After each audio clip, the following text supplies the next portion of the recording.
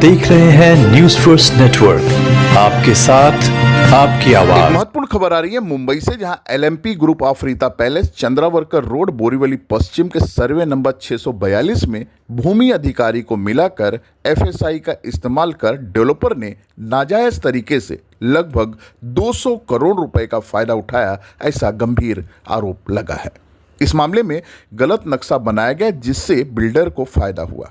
इसमें कलेक्टर और बीएमसी के जो भी अधिकारी संलग्न हैं उनके खिलाफ कार्रवाई होनी चाहिए, क्योंकि रास्ता वास्तव में 6 मीटर का ही है जिसे नक्शे में 9 मीटर का दिखाकर एफएसआई का लाभ लिया गया। इसलिए इस मामले पर रोक और इसकी गहन जांच कर दोषियों पर सख्त कार्रवाई की मांग की जा रही है।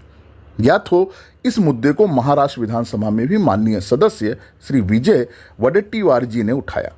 आइए देखते हैं उन्होंने क्या कुछ कहा। प्रकरण आहेत आमच्याकडे।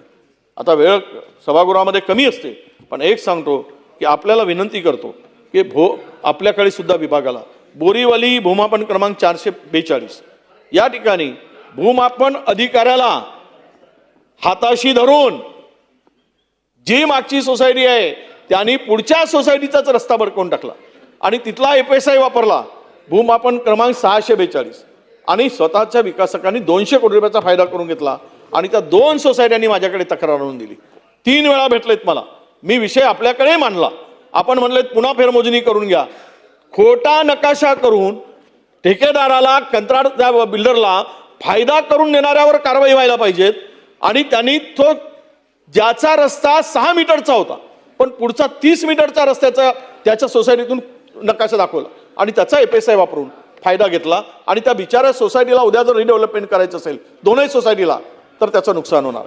म्हणून मी म्हटलं याला स्टे करा, तपासा।